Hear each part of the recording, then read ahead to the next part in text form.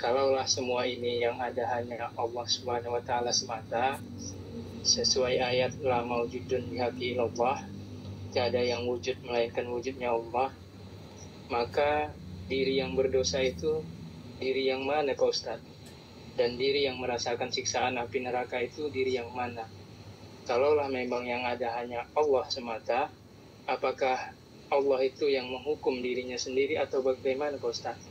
Mohon penjelasannya Pak Ustadz secara hakikatnya Pak Ustadz, atau kebenarannya Pak Ustadz. Bagaimana Pak Ustadz? Itu saja Pak Ustadz. Baik, terima kasih. Langsung saja Pak Ustadz dijawab pertanyaan dari Bapak Aan Sirait. Baik Bapak Ibu yang dirahmati Allah, Ustadz akan menghantarkan suatu pemahaman bagi Bapak Ibu ya. Ketika Bapak Ibu sudah mengenal tentang la ilaha illallah, la majud illallah, la haula wala quwata illa billah, maka ketika itu kita sudah menanamkan adab pada diri kita. Yang pertama, ya, pemahamannya ya. Apabila kita sudah mengenal akan Allah, tanamkan adab pada diri kita. Maksudnya, letakkan Allah itu pada hal-hal yang baik. Jangan diletakkan Allah itu pada hal-hal yang buruk-buruk atau yang jelek-jelek. Sebab dikatakan in ahsantum ahsantum li anfusikum wa in asatum falaha. Jika kamu berbuat baik, maka perbuatan baikmu itu akan berpulang dan kembali kepada dirimu. Dan jika kamu berbuat buruk, maka perbuatan burukmu itu juga akan berpulang dan kembali kepada dirimu. Jadi, ketika kita dalam memahami la maujud ilallah, la ilaha illallah, la haula wala quwata illa billah, maka disitulah kita tanamkan adab pada diri kita. Kalau yang baik, ya, nisbahkan kepada Allah. Dan kalau yang buruk, nisbahkan kepada diri. Nah, ini turun ke dalam bahasa hakikat dia. Ya. Kalaulah yang baik, ya, kita nisbahkan kepada diri kita, maka Allah selalu mengutarakan kepada diri kita. Apa kata Allah? Walaula fadlullahi alaikum warahmatuhu mazakka minkum min ahadin abada lakuntum minal khasyirin. Kalaulah bukan karena karunia dan anugerah aku kepada dirimu, maka dipastikan kamu tidak akan pernah bisa berbuat baik, beramal soleh. Tak bisa kamu itu mendirikan namanya ibadah sholat. Akan tetapi kamu bisa berbuat amal baik, amal soleh dan sholat itu semata-mata karena kasih sayang, rahmat dan anugerah aku kepada dirimu. Begitulah Allah sebenarnya membukakan rahasia kepada diri kita. Kalau kita paham sebesar zarah yang keluar dari diri kita adalah bentuk karunia dan anugerahnya Allah, dan kita sadar bahwa diri kita la haula wala quwata illa billah, maka nisbahkanlah seluruh amal baik dan kebaikan itu hanya kepada Allah. Ya Allah, aku ini bisa beribadah dan beramal soleh karena Engkau ya Allah, karena rahmat-Mu ya Allah. Kalau bukan karena rahmat dan karunia-Mu ya Allah, maka tidak bisa beramal ya. Itu yang pertama. Yang kedua, kalaulah kita nisbahkan perbuatan baik kepada diri kita, padahal diri kita la haula wala quwata illa billah, maka Allah berbahasa seperti ini. Ya, bagaimana mungkin pula kamu bisa beramal melakukan kebaikan padahal dirimu tidak ada? Padahal yang ada itu aku. Kalau dirimu tidak ada, jangan kamu mengaku-ngaku bahwa perbuatan baik itu datangnya daripada dirimu. Ya, perbuatan baik itu datangnya daripada karunia dan kasih sayang aku kepada dirimu. Itu memahaminya. Kemudian, adab yang kedua tentang keburukan. Nah, kalau terjadi sesuatu keburukan dan kejelekan pada diri kita, nah, lalu adabnya kita bagaimana caranya kepada Allah? Yang buruk itu nisbahkan kepada diri kita, jangan dinisbahkan kepada Allah. Kita terjatuh atau kita motong ayam, ibu-ibu merencik namanya bawang dan sebagainya, memotong bawang lalu luka tangannya. Jangan dinisbahkan tangan itu luka tangan kita itu luka karena pisau, jangan dinisbahkan kepada Allah, nisbahkan kepada diri kita sendiri. Ya Allah, aku ni luka ya Allah kena lalainya aku ya Allah. Aku ni luka ya Allah kena aku ni lengah ya Allah. Aku ni terjatuh ya Allah kena aku lupa ya Allah. Aku ni jatuh kena aku lengah ya Allah. Nah, di situ Allah akan memberikan suatu jawaban kepada kita. Wahai kekasihku, jangan kamu bersedih hati apa yang terjadi pada dirimu, karena apapun yang terjadi pada dirimu itu juga karena ketetapan dan ketentuan aku kepada dirimu. Nah, disinilah luka tangan tadi, lalu kita nisbahkan kepada diri kita, lalu Allah memberikan suatu pemahaman bagaimana kita itu tetap di dalam keridhaan dan kasih sayangnya Allah. Makanya dikatakan oleh Nabi, ma min musibatin tusibul muslim illa kafarallahu anhu saukatin sukaha. Tidak ada seorang muslim yang dititipkan Allah kepada dirinya ujian, walaupun duri yang kecil masuk dalam daging, lalu dia sabar menyikapinya, dicabutnya duri itu, maka duri yang kecil masuk dalam daging yang dia rasakan dengan rasa sakit, itu mampu menggugurkan dosa-dosa dan kesalahannya. Itu kita memahaminya. Dan jangan terbalik. Kita luka tangan, kita terjatuh, ya Allah, aku ni luka tangan kena pisau, kena engkau ya Allah. Coba engkau tak takdirkan kepada aku, pasti aku enggak luka ya Allah. Nah, kalaulah itu kita nisbahkan kepada Allah, bahasa ustaznya marah Tuhan kepada kita tuh. Kalau bahasa Minang, bongang mah kata Tuhan. Ya mana mungkin pula aku mentakdirkan kamu itu biar kamu tuh sedih, menangis, luka.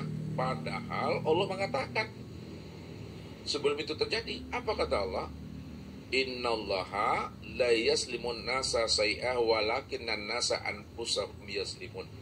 Sesungguhnya aku ini Allah tidak pernah berbuat zalim, tidak pernah berbuat aniaya kepada dirimu. Apapun ketetapan yang aku tulis dengan kamu, itu aku tulis ketetapan itu dengan bismillah, dengan kasih sayang. Kalaulah kamu sayang dengan dirimu, maka aku lebih sayang lagi dengan dirimu ketimbang kamu sayang dengan dirimu. Maka semua ketetapan-ketetapan itu semuanya aku tulis dengan bismillah, dengan penuh cinta dan kasih sayang. Maka begitulah sebenarnya, kalaulah kita nisbahkan perbuatan buruk itu kepada Allah, marah Allah, berarti tidak ada adab kita. Kalau tidak ada adab kita, lalu di mana fungsi ayatnya lagi? Sedangkan Allah mengatakan ta'muruna bil ma'ruf wa tanhauna 'anil munkar. Jadi enggak berlaku lagi ayat itu. Kalau yang baik datang daripada Allah, yang buruk datang daripada Allah, di mana letaknya amar ma'ruf dan nahi munkar? Ini ayatnya benar, tinggal pemahaman cara menyikapi ayat itu mesti dipahami. Makanya inilah adab. Jadi turunkan dia ke alam syariatnya. Ke alam syariatnya tadi, kita lalai, kita lengah, kita berbuat dosa, ya, itu sebenarnya karena nafsu kita. Namun apapun yang terjadi pada diri kita, ini hakikat lagi, semuanya sudah tertulis dalam catatan kitab Luh. Yang menjadi pertanyaan dan persoalannya bagi diri kita, tahukah kita apa yang ditulis Allah 50.000 tahun sebelum alam ini ada? Tahukah kita apa yang ditulis Allah 18.250.000.000 tahun sebelum adanya jagat raya ini? Kita tidak pernah tahu.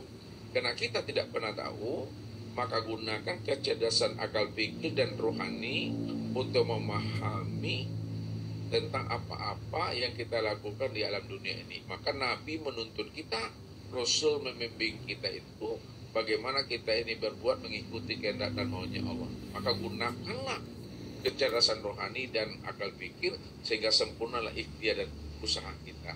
Namun usaha dan ikhtiar kita yang kita lakukan juga sudah tertulis dalam catatan kitab Luh. Baru kita tahu itu yang tertulis dalam catatan kitab Luh setelah usaha dan ikhtiar itu telah terjadi dan berlaku pada diri kita. Namun sebelum berlaku pada diri kita, ya, maka gunakanlah akal pikir untuk berjalan di atas kebaikan itu. Lalu banyak lalunya nih. Jadi, tentang surga dan neraka ini mesti dipahami lagi. Siapa yang disiksa, siapa yang mendapatkan azab, siapa yang merasa tenang. Kalau kita pahami secara ma'rifat, Kan Allah cuma yang wujud, Allah yang ada. Kalau sudah sampai kita pada makom marifat Allah yang wujud dan Allah yang ada, maka tidak ada lagi sebuah pertanyaan yang mesti ditanyakan lagi. Memang dia segala-galanya dan segala-galanya dia. Kalau ditanyakan juga, lalu kita jawab juga, turunkan dia ke bahasa hakikat. Nah, ini lihat. Turun ke bahasa hakikat, yang mendapat azab itu yang disebut namanya Muhammad. Nah, yang mengazab itu adalah Allah. Kalau diturunkan dia ke dalam bahasa tarekat, yang mendapat azab itu adalah Adam. Adam itu maksudnya yang kasar ini, yang mengazab itu adalah Allah. Kalau diturunkan dia dalam bahasa syariat, yang mendapat azab itu adalah hamba, yang disebut namanya insan, yang mengazab itu adalah Allah. Nah, secara pandangan tahqiq, ya, Allah, Muhammad, Adam, insan itu tiada lain adalah dirinya sendiri. Maka pemahamannya sebenarnya tidak ada Allah itu merasa tersiksa dan tersakiti dengan apa yang diperbuat oleh hambanya ini. Cuma hambanya salah dalam menyikapinya, sehingga dia tidak mengerti makna yang sebenarnya dari hakikat yang Allah maksudkan kepada diri kita. Kalau Allah cuma yang wujud dan Allah cuma yang nyata, mana yang dikatakan surga dan mana yang dikatakan neraka? Yang dikatakan surga itu adalah bentuk kasih sayangnya, bentuk rahmatnya, bentuk keridhoannya. Maka dikatakanlah al-jannatu ridullah. Surga itu adalah ridhonya Allah. Itu maksudnya. Apabila manusia ini hidupnya sudah mendapatkan ridho dan cinta kasih sayangnya Allah, maka sebenarnya dia hidup di dunia sudah mendapatkan surganya Allah. Dan mana yang dikatakan nerakanya Allah? Yang dikatakan nerakanya Allah itu adalah suhtullah, kemurkaan Allah. Maknanya, siapa yang hidupnya mendapatkan kemurkaan Allah, dia tidak mendapatkan belayan cinta dan kasih sayang Allah, sebenarnya hidupnya di dunia ini sudah berada di dalam nerakanya Allah. Maka surga dan neraka itu aku sebenarnya. Siapa yang mendapatkan curahan kasih sayang aku, sudah mendapat surga aku, berarti hidupnya sudah berada dalam surga Allah. Siapa yang tidak mendapatkan kasih sayang aku, yang ada adalah kemurkaan aku, hidupnya sebenarnya di dunia sudah berada dalam nerakanya Allah. Berarti ketika kita kaji ini, ada zat, ada sifat di situ. Inilah duduknya di hakikat itu sebenarnya ada dua. Tapi kalau dia tidak dikaji, cukup dipahami duduknya pada zat di situ. Nah, kata kuncinya Bapak Ibu, orang yang sudah sadar, ini lihat, orang yang sudah sadar bahwa Allah saja yang wujud dan yang ada, Allah saja semata-mata yang tunggal, pasti hidupnya menjadi rahmatan lil alamin dan rahmatan fil alamin. Tidak ada orang mengenal Allah yang sengaja berbuat dosa. Kalau ada orang mengenal Allah lalu dia sengaja berbuat dosa, itu omongannya saja yang sudah mengenal Allah. Inilah orang yang tertipu dengan omongannya, orang yang tertipu dengan kata-katanya. Ketika itu sebenarnya iblis telah menipu dirinya melalui kata-katanya, kata-kata makrifat, kata-kata tauhid, kata-kata sudah sampai, kata-kata sudah wusul. Maka hati-hatilah kita, karena iblis itu selalu berselindung di dalam hajat dan keinginan kita. Iblis itu ada bersembunyi di balik ungkapan kata-kata kita itu, padahal tanpa kita sadari dia sudah menyisip di dalam kalam itu sebenarnya. Ini yang Ustaz katakan tadi, orang makrifat tidak pernah dia mengatakan dirinya makrifat, dan orang yang tidak pernah mengatakan dirinya makrifat juga belum tentu makrifatnya. Jadi kesimpulan akhir dari apa yang pembicaraan kita ini, kita mungkin sulit Bapak Ibu memahami cerita usaha awal sampai akhir tadi itu. Tidak pernah Allah itu tersiksa dengan perbuatan hambanya. Ya, ini menyimpulkan dalam bahasa syariatnya.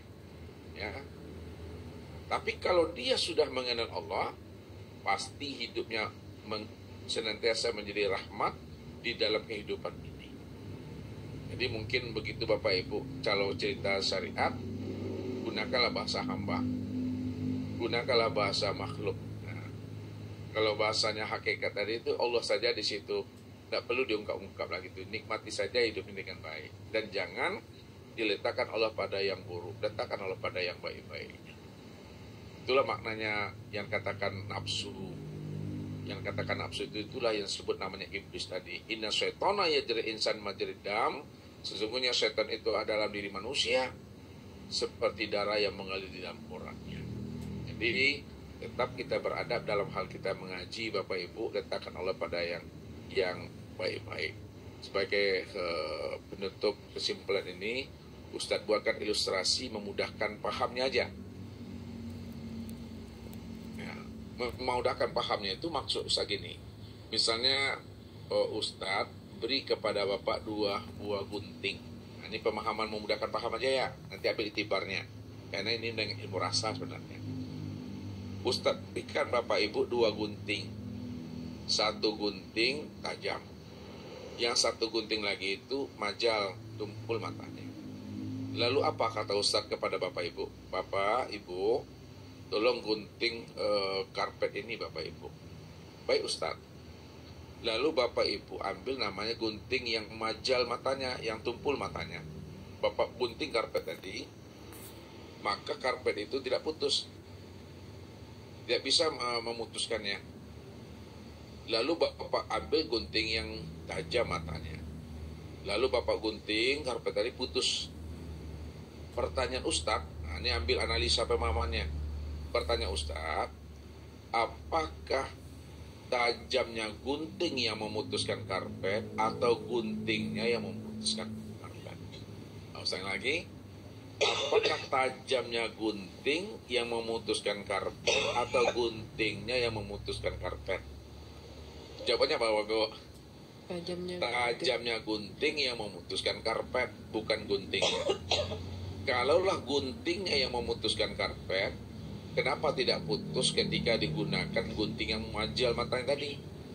Kenapa tidak putus ketika gunting yang tumpul matanya kita guntingkan ke karpet? Kenapa tidak putus? Kalau gunting memutuskan, berarti yang memutuskan itu bukan guntingnya, yang memutuskan itu tajamnya gunting. Pertanyaan yang kedua, berpisah ceraikah antara gunting dengan tajamnya gunting? Tidak pernah berpisah cerai. Ya. Kalau tidak pernah berpisah cerai, itu arti pemahaman makna di balik kias ini, ya. Tajamnya gunting itu yang dimaksud namanya sifat jalalullah, sifat kebesaran Allah. Sedangkan gunting itu maknanya adalah Allah itu sendiri. Makanya sifat jalalullah dengan Allah itu tidak pernah berpisah cerai. Namun dalam pemakaian adab, dalam pemakaian ilmunya, jangan disebut Allahnya, sebutlah jalalnya di situ, sebutlah kebesarannya di situ. Nah, jadi kebesaran itu nyata pada nar tadi. Nar itu disebut namanya syaitan, nar itu disebut namanya iblis. Namun wujud nar yang dikatakan setan dan iblis tadi itu sempurna dia pada insan. Ketika ada sempurna pada insan, nar tadi yang disebut setan dan iblis tadi sempurna dia pada insan karena sudah berbentuk, maka disebutlah di situ yang mencuri itu bukan setan, yang mencuri itu bukan iblis, yang mencuri itu adalah orang yang maling yang mencuri. Itu yang maling yang mencuri. Siapa maling? Insan yang tidak mengenal Allah, yang wujudnya itu adalah setan dan iblis, sebutannya itu adalah maling yang mencuri sebenar-benarnya. Jadi tetap diturunkan dalam bahasa syariatnya. Jangan pula disebut Allahnya, jangan pula disebut setannya. Ya, kalau kita lihat setan, mungkinlah kelarian nih kita nih, udah cemas kita ini ya. Ya, tapi mana yang dikatakan setan, mana yang katakan jin, mana yang katakan iblis secara hakikatnya. Itu ya katakan Nabi itu nafsu itu yang setan tadi. Makanya nafsu dengan nafsi sabaledo bale itu Bapak Ibu. Ya, itu siapa namanya selepelnya itu.